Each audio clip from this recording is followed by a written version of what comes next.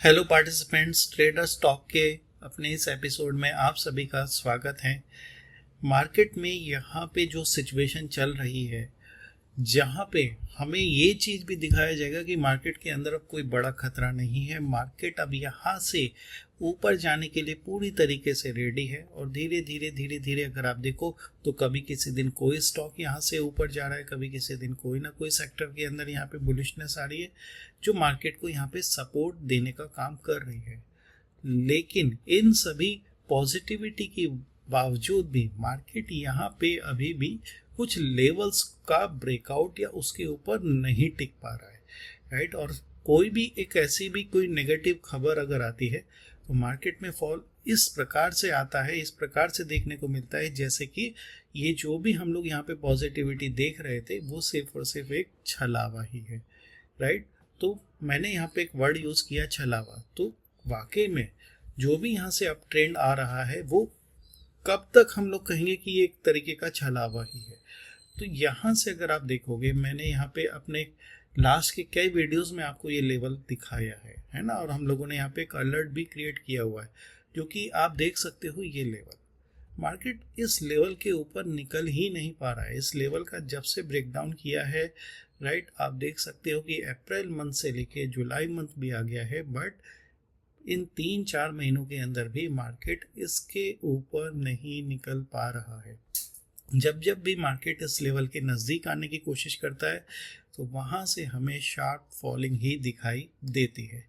पहले हमने ये पैटर्न देखा था जिसमें मार्केट ने यहाँ पे लोअर हाई लोअर लोस के फॉर्मेशन क्रिएट किए थे यहाँ पे, राइट। और अल्टीमेटली मार्केट ने किया क्या, देखिए, हर डिप में यहाँ पे एक बाउंस आता था, बट डिप शार्प आता था और बाउंस यहाँ पे स्लो आते थे, है ना। आप यहाँ पे ध्यान से देखिए, जितना मार्केट यहाँ पे बाउंस करता था उससे तेजी से मार्केट यहाँ पे नीचे गिर रहा था। ऐसा क्यों? क्योंकि जब भी कोई बड़ा फॉल आता है उसके बाद जो भी यहाँ पे पहला बाउंस आता है मार्केट के अंदर, ये बाउंस लंबे समय तक नहीं टिकता है। लेकिन अच्छी बात क्या थी कि ये जो गैप यहाँ पे मार्केट ने क्रिएट किया था वो अब फिल तो कर दिया है। अब यहाँ पे ये जो लोअर हाई लोअर लोस का फॉर्मेशन था, इसका भी यहाँ पे मार्केट ने इस तरह से, अगर हम लोग ट्रेंड लाइनें खींचेंगे तो हमने देखा था कि भैया इसका भी गैप अप करके ही यहाँ पे मार्केट ने ओपनिंग दिखाई, राइट। इसका ब्रेकआउट इस तरीके से किया, ठीक है जी साहब, यहाँ पे हो गया है ब्रेकआउट। बट मार्केट अभी भी फिर से वो ही लेवल पे 24,500 की रेंज में आता है और वहाँ पे नहीं टिकता है कोई भी नेगेटिव खबर। देखिए, मार्केट या दुनिया एक ऐसी चीज़ है जहाँ पे आपको डेली अच्छी खबरें नहीं मिल सकती। अच्छी खबरों पे बाजार क्या यहाँ से तेज़ी से ऊपर जा रहा है? जी नहीं। लेकिन कोई भी अगर यहाँ पे कोई अगर नेगेटिव स्टेटमेंट आता है, अब वो आएगा भी, ये दुनिया है, कोई ना कोई कहीं ना कहीं कुछ ना कुछ एक्टिविटियाँ चलती रहेंगी। लेकिन कोई भी नेगेटिव खबर पे अगर मार्केट इस प्रकार से रिएक्ट करता है, तेज़ी से नीचे आता है, तो अच्छी खबर पे मार्केट इस प्रकार से ऊपर क्यों नहीं जा रहा है? ये हमें यही दर्शाता है कि अभी भी मार्केट के अंदर सेलर्स, शॉर्ट सेलर्स पूरी तरीके से एक्टिव है, राइट। यानी कि वो मार्केट को ऊपर भले ही जाते हुए देख रहे हैं, लेकिन वो किसी भी लेवल पे मार्केट को आसानी से ऊपर जाने नहीं दे रहा है। और कोई भी अगर यहाँ पे नेगेटिव हल्की सी भी खबर आती है तो तेज हमें यहाँ पे रिएक्शन उसका देखने को मिल रहा है। यानी पैनिक अभी भी मार्केट के अंदर ये बना के रखे हुए हैं, राइट, कि भाई आसान नहीं है कि आप यहाँ पे इतनी आसानी से मार्केट को ऊपर ले जाओ, ठीक है। तो यहाँ पे अगर हम इस प्रकार से एक ट्रेड लाइन खींचे इस प्रकार से, तो ये हमें क्या बता रहा है? ये बता रहा है भैया बहुत इंपॉर्टेंट एक सपोर्ट का लेवल है, राइट। यही लेवल पे आके पहले ये रेजिस्टेंस का ब्रेकआउट किया, सपोर्ट बना, इसी लेवल का यहाँ पे सपोर्ट लिया, ब्रेकडाउन किया, फिर रेजिस्टेंस बना। आसान नहीं है अब इस लेवल के नीचे मार्केट को जाना। लेकिन क्या मार्केट फिर भी यहाँ पे एक डिप दिखा सकता है? अगर दिखाया किसी भी रीजन से, क्योंकि नेगेटिव स्टेटमेंट आने का जो दौर है वो नहीं रुक रहा है। समझिए बात को, क्या मैं कहना चाह रहा हूँ, पॉजिटिव न्यूज़ अगर मार्केट्स में आ रही हैं, पॉजिटिविटी आ रही है, तो मार्केट के अंदर जो भी बाउंस है वो लंबा नहीं चल रहा है, वो नए लेवल्स तक मार्केट की तरफ मार्केट को नहीं लेके जा पा रहा है। लेकिन कोई भी अगर नेगेटिव न्यूज़ आ रही है तो उसमें मार्केट तेज रिएक्ट कर रहा है, डाउन साइड पे तेज रिएक्शन है, तो ये हमें इंडिकेट कर रहा है कि खतरा अभी भी टला नहीं है। ऐसा नहीं कि मार्केट यहाँ से अब पूरी तरीके से अब खतरे से बाहर है और ब्रेकआउट करने को तैयार है, राइट। तो क्या ये गैप जो यहाँ पे पेंडिंग है, क्या इसको फीलिंग आ सकता है आने वाले दिनों में? अगर मार्केट फिर से 24,000 या 23,800 के नीचे गया, जो बार बार यहाँ पे सपोर्ट ले रहा है, उसके नीचे जाता है, तो इसके चांसेस बढ़ जाते हैं कि ये गैप फिलिंग आ सकती है, राइट। फिलहाल अगर आप देखें भी तो ये यहाँ पे हमने जो 500 पॉइंट का 520 पॉइंट के अराउंड का ये जो यहाँ पे प्राइस एक्शन देखा, 2 दिन का यहाँ पे गैप अप हुआ, राइट, और प्राइस एक्शन अच्छा मतलब बुलिश दिखाया, मार्केट ने बुलिश यहाँ पे क्लोज किया, ऊपर ही क्लोज किया। उसके बावजूद भी ये एक दिन का जो फॉल है, 2 दिन की कैंडल इसके ऊपर नहीं निकल पा रही है।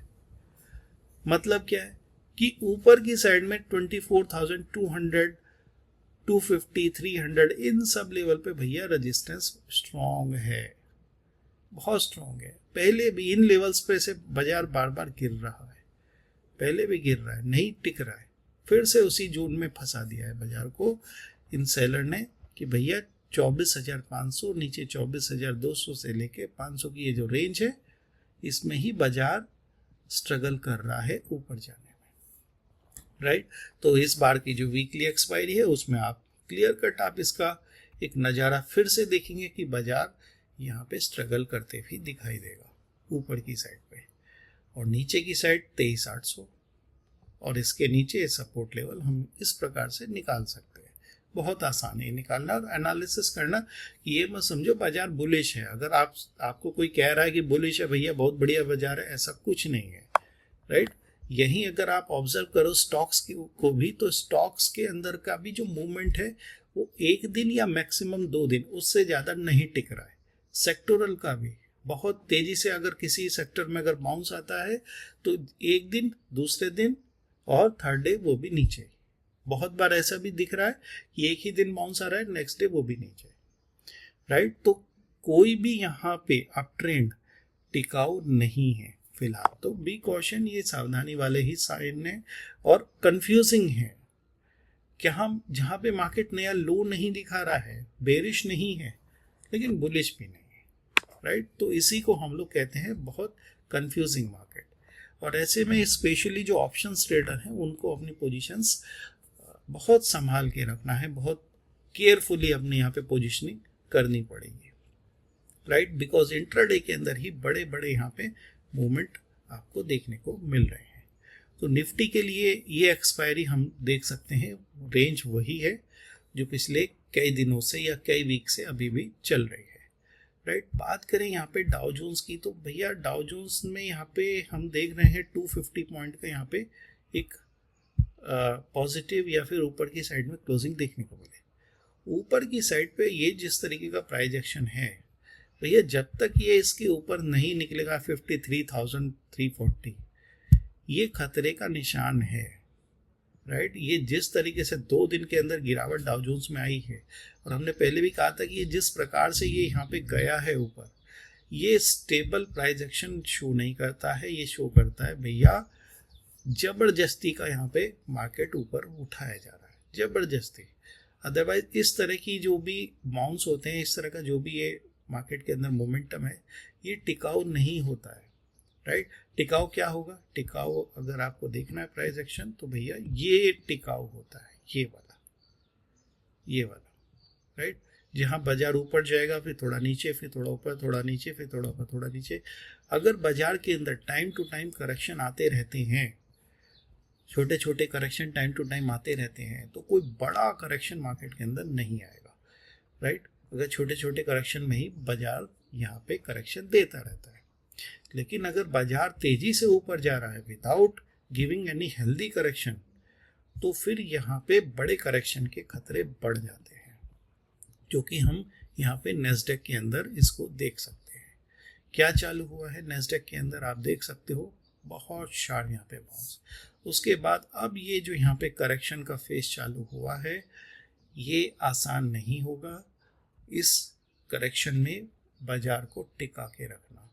ये यहाँ पे अभी और कुछ दिन ऐसे ही चलने वाला है। क्या नीचे आ सकता है, बढ़ सकती है इसके अंदर नेस्डेक के अंदर सेलिंग, बट फिलहाल मुझे नहीं लगता कि और 1-2 महीना इसके अंदर हम कोई बड़ी सेलिंग देखेंगे। बाजार को जब तक इलेक्शन का टाइम है, मुझे लगता है कि ये यहाँ पे इस प्रकार से भले ही यहाँ पे करेक्शन का फेज चालू है, बट एक अच्छे लेवल के ऊपर 28,000 के ऊपर ही टिका के रखने वाले हैं, राइट। सो दैट यहाँ पे कोई बड़ा करेक्शन मार्केट में या मंदी का दौर दिखाई ना दे किसी भी तरीके से यूएस के अंदर, ठीक है। अब यहाँ पे देख सकते हो अपने आईटी सेक्टर के अंदर हमने कहा था कि ये गिरावट का एक ऐसा दौर चल रहा है जहाँ पे आपको अब कंसोलिडेशन या फिर रिवर्सल के फेज दिखाई देंगे। टीसीएस के रिजल्ट ने काफ़ी कुछ यहाँ पे राहत दी है। क्या बहुत अच्छा रिजल्ट आया? जी नहीं, ये अच्छी बात है कि बहुत अच्छा रिजल्ट टीसीएस का नहीं आया है। अब आप कहेंगे कि ऐसी क्या बात हो गई? देखिए, बहुत अच्छा रिजल्ट भी एक इस प्रकार से आप उसको जस्टिफाइड नहीं कर पाएंगे कि बहुत अच्छा रिजल्ट आ गया तो इसका मतलब आईटी सेक्टर में कोई प्रॉब्लम नहीं है और आईटी सेक्टर यहाँ से बढ़िया हो गया। देखिए, नहीं, प्रॉब्लम है, बिल्कुल है, बट उसके बावजूद भी टीसीएस अपनी प्रॉफिटेबिलिटी को मेंटेन करने में सफल रहा है। तो जिस प्रकार से उसने एआई आर्टिफिशियल इंटेलिजेंस से भी जो रेवेन्यू जनरेट किया है और उसने जो ग्रोथ पोटेंशियल बताया है कि इसके अंदर का जो हमारा रेवेन्यू का जनरेशन है ये आपको अब बढ़ते हुए दिखाई देगा, तो ये बता रहा है कि भैया हमारी बड़ी कंपनियां, अगर किसी को लगता है कि वो इस चेंज को अडॉप्ट नहीं कर रही हैं, उस चेंज के हिसाब से अपने आप को चेंज नहीं कर रही हैं, वो नहीं एआई की तरफ ध्यान दे रही हैं, तो ये सब भूल जाइए, राइट। वो सब काम कर रही हैं और इस दिशा में वो भी अब रिवेन्यू जनरेट कर रही हैं। तो जो प्रॉफिटेबिलिटी आई है और जो रिजल्ट आया, बहुत नॉर्मल रिजल्ट है, बहुत हल्का रिजल्ट है। हल्के से मेरा मतलब कमज़ोर नहीं, हल्के से मेरा मतलब कि आप बहुत एक्सपेक्टेड नहीं कर सकते कि बहुत बढ़िया रिजल्ट दिया है, बहुत ख़राब नहीं, एकदम नॉर्मल रिजल्ट है और बहुत अच्छा है।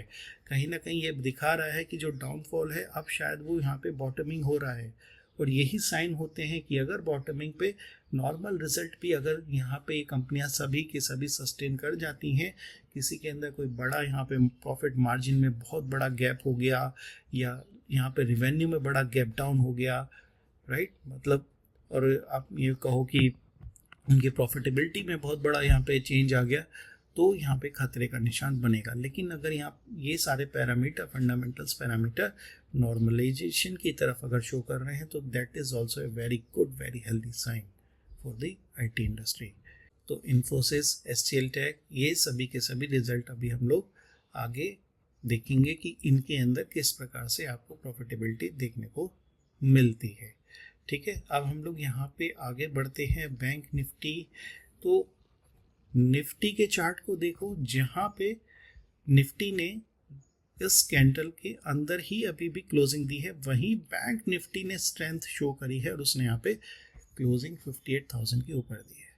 अब मार्केट को अगर जो भी सहारा अगर हम लोग कह सकते हैं वो बैंक निफ्टी से ही है, बट क्या बैंक निफ्टी यहाँ पे मंडे को ये जो 2 दिन का प्राइस एक्शन है, अगर इसको मेंटेन करने में सफल रहा थर्ड डे, तो आप मान के चलिए फिर शायद निफ्टी में भी कोई हम लोग यहाँ पे बड़े फॉल, बड़े खतरे की तरफ नहीं जाने वाले, क्योंकि एक बड़ा इंडेक्स है, ठीक है, तो बड़े वेटेज का इंडेक्स है, ये यहाँ पे सपोर्ट प्रोवाइड कर रहा है। हालांकि टॉप से अगर आप देखेंगे या फिर इस फॉल से देखेंगे तो आपको ये यहाँ पे फिबोनाची रिट्रेसमेंट में 62 से 78% की रेंज में ही दिखाई देगा ये रिवर्सल।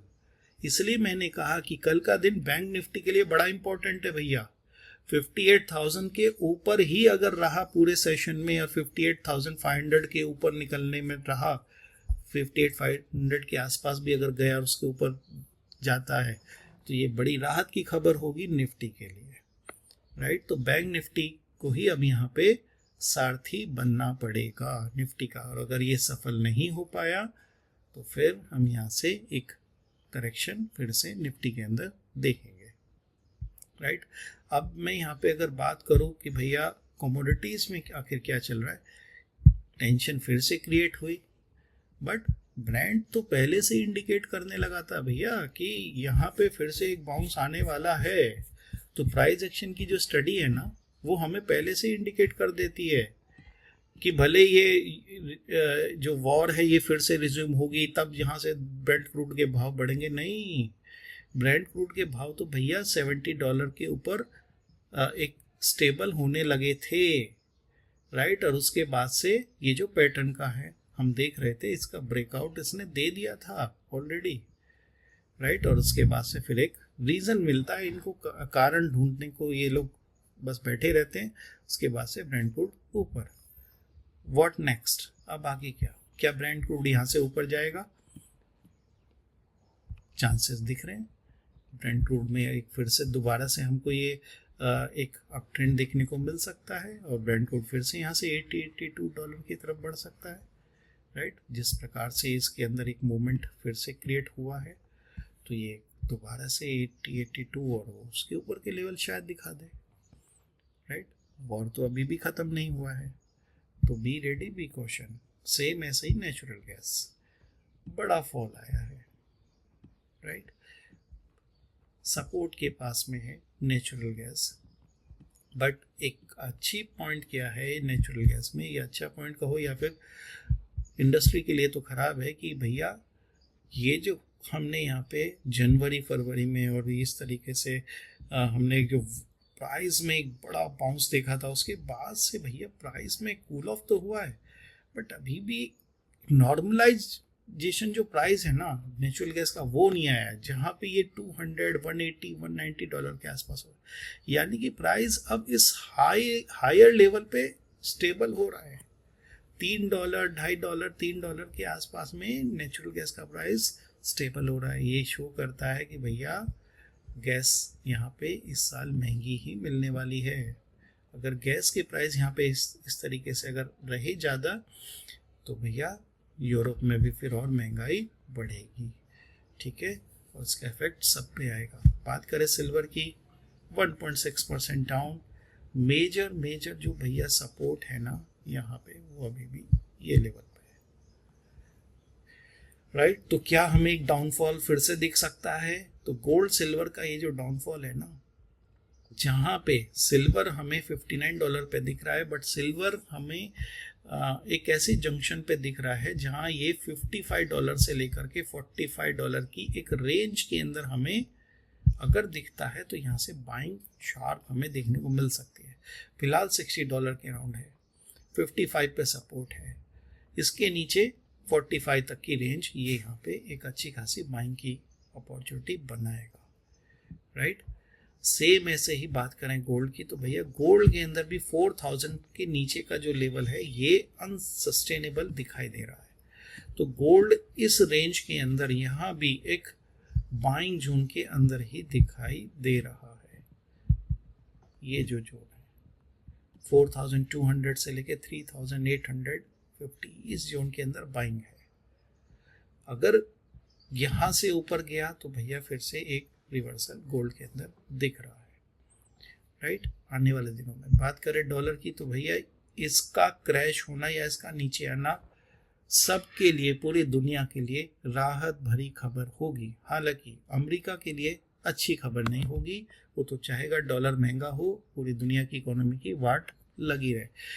लेकिन अगर हमें हमारे मार्केट्स को भी स्टेबिलिटी लानी है, कमोडिटीज़ में स्टेबिलिटी लानी है, तो भैया इसको गिरना बहुत ज़रूरी है। डॉलर इंडेक्स को ये अभी भी आप देखिए 101, 100 प्लस बहुत हाई प्राइस पे बैठा हुआ है, और इसी की वजह से हमारी करेंसी के अंदर भी जो भी यहाँ पे करेक्शन स्टार्ट हुआ था, कुछ भी सस्टेन नहीं कर रहा है। फिर से ये $95-96 की तरफ ही दिख रहा है।